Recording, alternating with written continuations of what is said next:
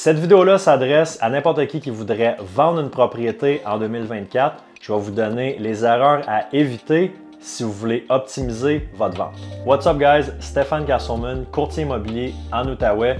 Je suis le chef de l'équipe Castleman chez Remax. Avec mon équipe, on aide des centaines de personnes à chaque année dans leurs transactions immobilières. Si jamais vous avez des questions par rapport au contenu qu'on va voir aujourd'hui ou n'importe quelle question par rapport à l'immobilier, vous avez un projet qui vous tient à cœur, toutes mes coordonnées sont dans la barre de description. Écrivez-moi, contactez-moi, ça va me faire plaisir de jaser avec vous. Si ce n'est pas déjà fait, je vous invite aussi à vous abonner à ma chaîne YouTube, à liker, mettre un commentaire en dessous de la vidéo si vous trouvez de la valeur dans le contenu. Ça fait toujours plaisir d'avoir du feedback. Puis sans plus tarder, je vous donne les erreurs à éviter si vous voulez vendre votre propriété en 2024.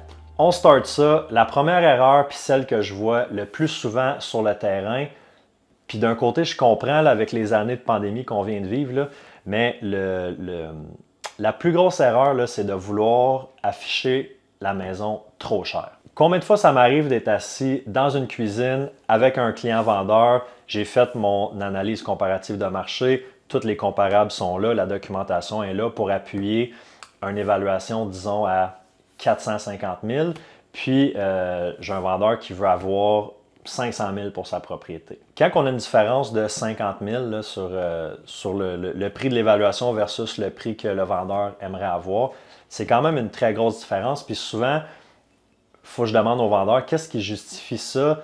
Le 500 000, il sort de où? Comment tu arrives à ce chiffre-là? Puis souvent, c'est pas sur des faits, mais c'est sur des envies. Ben moi, j'aimerais ça vendre à 500 000, puis je pense que ça vaut 500 000. Puis je le comprends, là, en tant que propriétaire, en tant que vendeur, on va avoir le maximum dans nos poches. C'est normal, on a mis du temps, on a mis de l'amour dans notre maison, on a investi de l'argent, on a bâti des souvenirs, il y a une valeur aussi émotionnelle qui vient avec ça. Je comprends à 100%, mais pour optimiser une vente, on est toujours mieux d'afficher au juste prix. Puis à la limite, si la maison vaut vraiment plus cher, c'est le marché qui va nous répondre. Les acheteurs vont arriver avec des offres. Il va y avoir plusieurs offres de la surenchère. Puis ultimement, la maison elle va se vendre au prix qu'elle vaut, au prix qu'elle doit se vendre. Le gros problème quand on affiche trop cher, là, disons dans l'exemple de la maison qui vaut 450, qu'on afficherait à 500 000, c'est que premièrement, on n'aura pas ou peu de visites, donc pas d'offres. La maison va rester sur le marché quelques semaines, des fois quelques mois. On va faire une baisse de prix, tout dépendamment de combien on baisse. Tu sais, si on baisse juste de 10 000, ça va passer comme dans le beurre. La maison va être encore sur le marché quelques semaines. On va réduire. Puis ça, le message que ça envoie aux acheteurs, bien, numéro un, c'est qu'on a voulu être trop gourmand, qu'on a voulu afficher plus cher que la valeur. Ou sinon, ça peut envoyer le message qu'on est désespéré.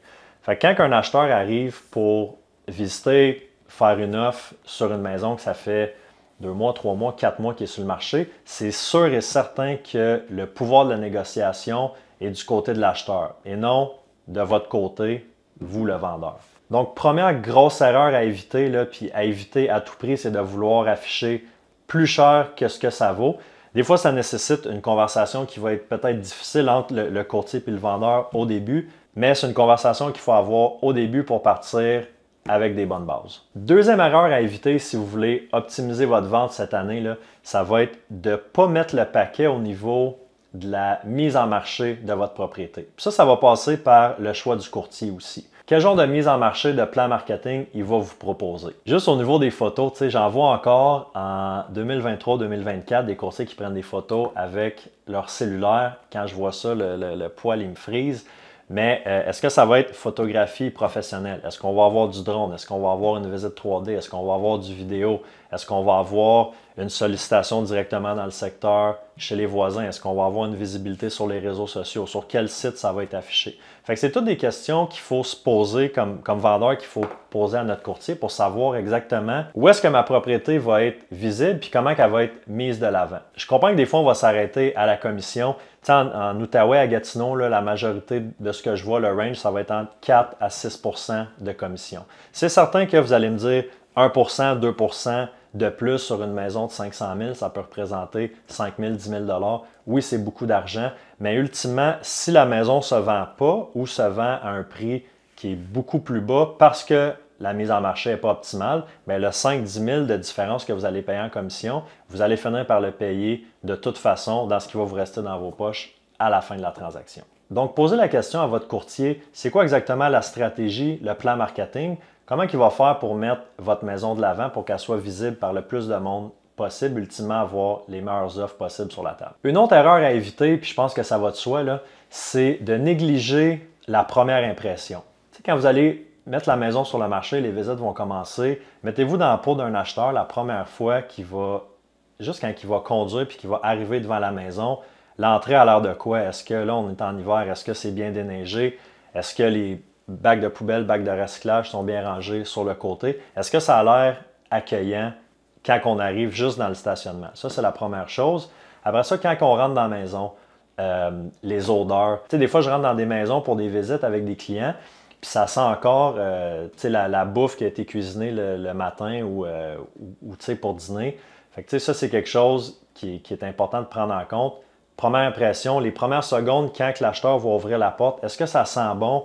Est-ce que l'entrée est dégagée? Est-ce que c'est accueillant? Est-ce que c'est chaleureux? Fait que, les odeurs, la propreté, de désencombrer, c'est des choses qui sont vraiment importantes et qui peuvent faire toute la différence. Nous, toutes les propriétés qu'on met sur le marché, on va avoir notre home stager Samantha qui va aller pour stager la maison avant les photos, avant les visites, justement pour désencombrer. Mais surtout aussi de donner une liste à nos clients vendeurs, une liste de points, de choses à faire avant les visites. Tu sais, juste d'ouvrir les lumières, de monter les rideaux, s'assurer qu'il n'y ait rien sur les comptoirs, rien dans le lavabo. C'est juste des petites choses comme ça qui font toute la différence puis qui vont donner vraiment la meilleure première impression aux acheteurs. Donc, peu importe ce que vous choisissez comme stratégie de vente, que ce soit de vendre par vous-même, de vendre avec un courtier qui travaille seul ou de vendre avec une équipe de courtiers, assurez-vous que la première impression que les acheteurs vont avoir en rentrant chez vous est sur la coche. Une autre petite chose importante à faire, ça va être de finaliser tous les petits travaux. Des fois, on a des trous dans les murs, de finir de patcher, de peinturer, s'assurer qu'il ne manque pas de baseboard, que les baseboards ne sont pas, si vous avez des animaux qui ne sont pas mangés sur les coins. Vraiment, encore là, je reviens à la première impression, mais de s'assurer que tous les petits détails au niveau des petits travaux sont finalisés. Puis oui, des fois, ça veut dire de peut-être repousser la date de mise en marché de quelques jours, une semaine. Des fois, ça peut coûter un 500 $, 1000 $, mais je vous garantis que cet investissement de temps-là et d'argent, vous allez le récupérer dans votre vente, ça c'est certain. Une autre chose aussi, ça va être de s'assurer qu'il n'y a pas de travaux majeurs à faire, qu'il n'y a rien d'urgent, qu'on n'a pas d'infiltration d'eau, de moisissure. Infiltration d'eau, moisissure, c'est pas mal les deux choses qui font très peur aux acheteurs. Sinon, la moisissure, des fois, on est dans l'entretoit, ça sort à l'inspection. C'est quelque chose qui peut se régler relativement facilement dans la majorité des cas, puis ça évite tellement de problèmes à l'inspection, puis ça met tellement plus les acheteurs en confiance. À la limite, là, je vous suggère quasiment de faire une inspection de votre propriété avant de la mettre en vente. Ça va rassurer les acheteurs, ça va montrer aussi votre bonne foi en tant que vendeur, de dire que vous avez fait vos due diligence, que vous avez fait les petits travaux, que vous donnez un rapport d'inspection aux acheteurs. Il y a des acheteurs qui vont décider de faire leur propre inspection aussi. Au moins, vous, de votre côté, vous vous assurez que tout ce qui peut être réparé avant la vente le soit. Ça peut juste vous aider dans le processus. Une autre chose aussi que je vois, puis on le voyait évidemment beaucoup dans la pandémie, là, quand on parlait d'offres multiples et de surenchères, mais je le vois encore de certains vendeurs qui veulent vendre sans garantie légale, mais pour aucune raison valable. Il y a des raisons valables pour vendre sans garantie légale.